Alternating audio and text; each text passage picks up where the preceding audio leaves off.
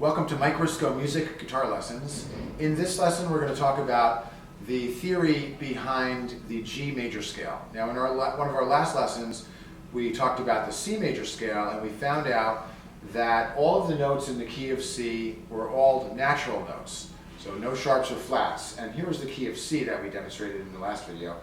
C, D, E, F, G, A, B, C. Now we're going to move to the key of G, and we're going to start on string number 1 right on the note G, and we're going to work right up one string with our major scale formula, which is a combination of whole and half steps. And don't forget the formula is whole step, half step, whole step, whole step, whole step, half step. So here we go. The first note in the G scale is G. Then we move up a whole step to A. Another whole step to B. Another half step to C. Whole step to D. Whole step to E. Whole step to F sharp. And then ending with a half step back to G.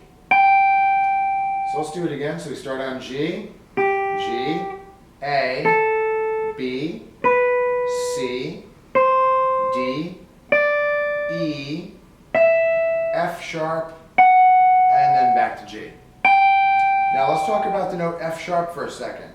When we play the note F sharp by itself, it can have two names. It could be called F sharp or G flat. But one of the rules when building a major scale is that every letter of the musical alphabet, which is A, B, C, D, E, F, G, needs to be represented, whether it's natural, sharped, or flatted. So when we build a major scale, every letter has to be there.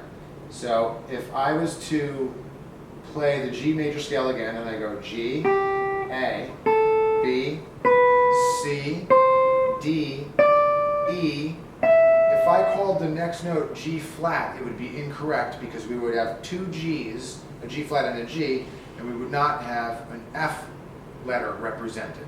So the correct way to call this note is F sharp. So this would be G, A, B, C, D, E, F sharp, G.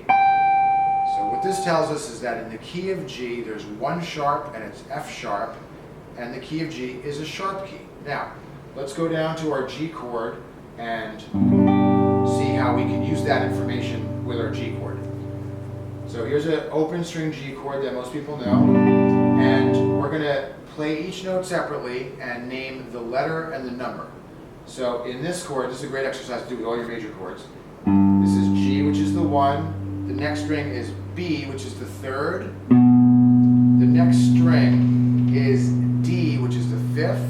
The next note of the chord here is G, which is the 1 again. The next note on the second string is D, which is the 5th. And then on the first string we have G, which is back to the 1. So I could play this chord and say 1, 3, 5, 1, 5, 1. And this is a great exercise to do with all your chords to get to know where the location of all the chord tones are. So what we'll do is in some future videos we'll talk about other keys and other ways that we can use this information to help ourselves know our guitar and our theory better. Okay? Thanks for watching, and we'll see you next time.